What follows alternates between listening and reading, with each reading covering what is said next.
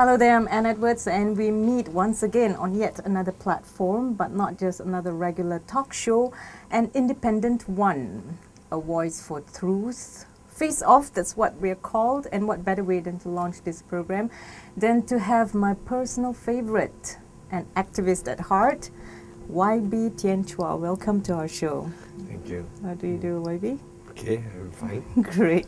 And also resident guest, Ernie Chen. YB, you've been arrested twice within a span of a week for words uttered, allegedly seditious words uttered at rallies. Is this going to deter you from further voicing what you have been fighting for? Well, I'm exercising my right as a citizen, and whatever I say, it is something that I have carefully studied. What did you say, by the way, YB? Well, I think allegedly seditious. on the issues that's on that night, on the 13th of May 13th. In the Chinese Assembly Hall, I call people to go beyond the May 13 bogeyman, to not to be frightened by this threat of racial riot every time there's election. And I also said that this struggle is not Pakatan struggle alone. This is a struggle by the people, and the people are the people's putting on the demand. And as Pakatan leaders, we must follow the wishes of the people. Why are you saying that those are the wishes of the people, but the public actually, 47% still feels that is the struggle of Pakatan? Well, I think 47% of people voted for Barisan Nasional, and they believe in Barisan Nasional, but nearly 52% of the people supported change, and they want to see a new government. And actually, I'm going beyond this 50, 51, 47. I'm talking about now. It is very obvious that the Election Commission has messed up the election. The Election Commission has cheated the people, and the people believe that only through reform in the Election Commission we can see a truly fair and free election. YB Tian, you did say that Pakatan did not lose to Barisan Nasional, it lost to the Election Commission. Yes, Pakatan's gained at least 51% of the popular votes, and the Barisan Nasional only polled 47% of the votes. So you lost and, the EC? and in fact, that's also not the only point. The point is, it is so blatant that we have seen indelible ink that is not indelible at all. We have seen foreigners voting. We have seen. Is indelible ink really that big of an issue? Because you've lodged a lot police reports for this, right? Indelible ink is a hard struggle by Bersih, by a lot of mobilization for the last 5 years.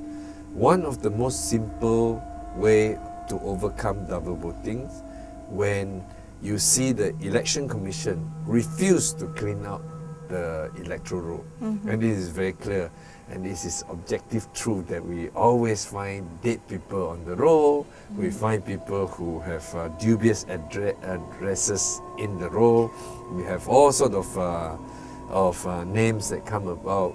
So the simplest way to reduce this voters fraud is indelible ink. But wouldn't it be silly for the EC to, be challenged on, the credibility, on their credibility based on indelible ink by what has happened? They would have made sure that this ink actually works. Okay, so this ink, the indelible ink, has been implemented through the act of law. Before the election, the Parliament actually accepted the recommendation by the Select Committee, and we amended through a marathon midnight session to amend the election law to allow the Election Commission to use the indelible ink. Election Commission promised that at least 7 days, because and in many other countries even longer.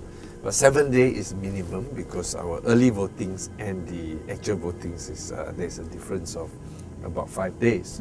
So it is quite important, because if you take example from many other countries, big countries like India, big democracy like Indonesia, where 200 million people voting, without sophisticated technology, without identity cards, they just use ink to make sure that the smooth running of the election. So are you saying that because of this indelible ink, the EC have cheated the voters? This is one of the issues, and this is very obvious, because 11 million people who voted realized it on the same day or some the next day, that the ink wash off. What has been done since then by the Pakatan leaders? Pakatan and various activists, NGO activists, is launching a campaign for police report, and a few thousands report has been made throughout the country, and this to highlight one of these very glaring abuse that has been done. But just lodging police report, you know, it's not going to go far. The lodging of reports, it's a test of the integrity of our police force.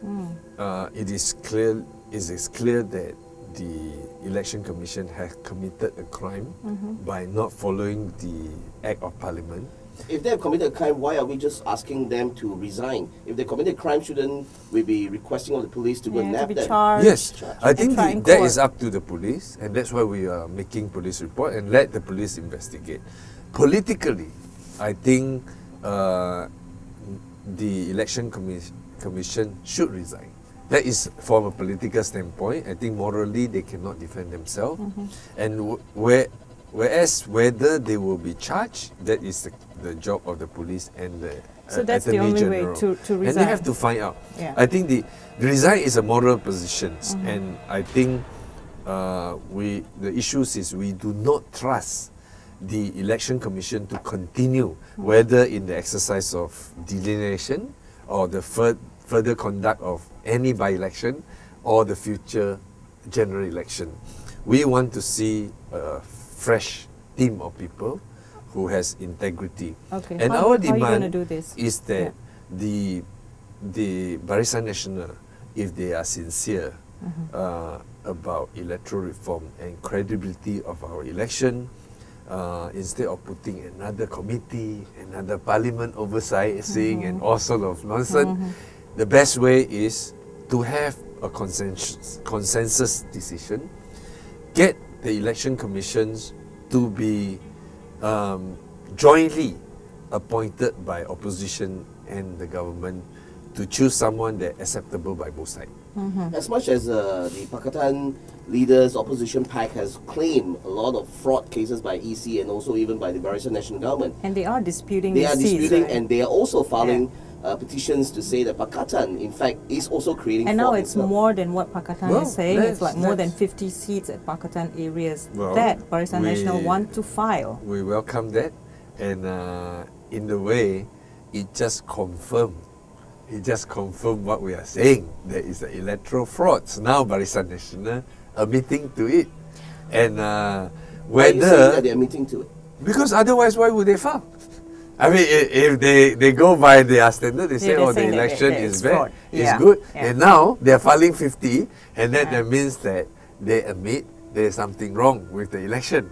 Otherwise, why would they be challenging the result? Right. And speaking of challenge, you did say that prior to this that one judge just needs to find one of the seats that there was fraud or cheating done there, and a by-election call for just that one seat. Why even that one seat is so important?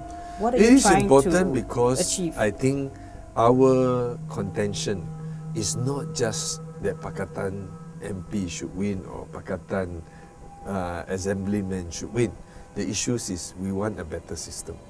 And this is an important legacy that the struggle of Pakatan can leave for the next generation. It is not about whether Pakatan become government, whether I'm the minister or Anwar Ibrahim the prime minister. It is not. The whole struggle is about reform. Reform have to start from the first step, which is a fair election, a clean election. Otherwise, we can never expect a change of government. Without changing government, Malaysia cannot call ourselves a true democracy. You obviously have a lot of hopes for Malaysia to be changed. You sound very optimistic. Reforms and all that. But you've been doing for so many years, from sitting in front of the water cannon, all the way to biting and chewing on the ear of the policeman. And going in and that's out not of true. prison I and never going chew in and I never out of bite the prison. But policeman. these were the It was allegations. an allegation that is not founded. Yeah. And anyway, I think So did you or did I you think not we bite also this? have no choice. Did you not? I didn't. You I didn't? didn't. Okay. Yeah, You yeah. didn't. This actually the police who whacked me on the head went to court Whack. and say that the reason he whacked me is because I bite him. But there was no video evidence, and there were so many reporters there, and there's no video evidence. The magistrate, by inference, saying that, well, he trusted the police What did he whack words. you with? With his punch. He punched me. Punch you in Yeah. the head? On the face? head. On the head itself. When Okay. I was And you arrested. collapsed, and you No, collapsed? I was held by 7-8 policemen. Okay. So he was caught on the camera to hit me on the head. Okay. So he claimed that while the camera did not show it, it's before he hit me, actually he was beaten. Okay. So Yeah. it was his reaction on my bite, and that's why he. So he all hit this me. you were charged for biting.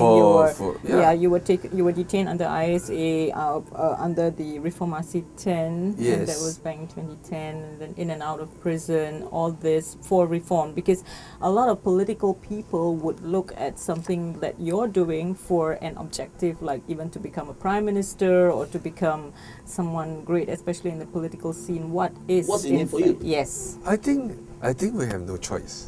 I mean, we I think we always have choices, right, YB? It's what consequences we go through. We consider this country as our home, and we are living in a big cage. That's there was no freedom. But you know that you no can never civil be prime liberty. minister No, because I'm of not the interested race. to be prime minister. So what are you interested in? We are interested No, as you. Malaysian, as individual. You personally. We want to be able to freely say what we want. But you We personally, will, YB. yeah. I think dignity and freedom, it is the most important things for a human being. The difference that between us and the domesticated animal is that we are not just about having a roof on our tops and having 3 meals a But day. apparently a lot of Malaysians don't agree with you because they obviously feel that your actions are wrong. Because a lot of comments say that you're an instigator, you're creating a lot of havoc I unnecessarily. think There was a after word calling you a 15 traitor. years,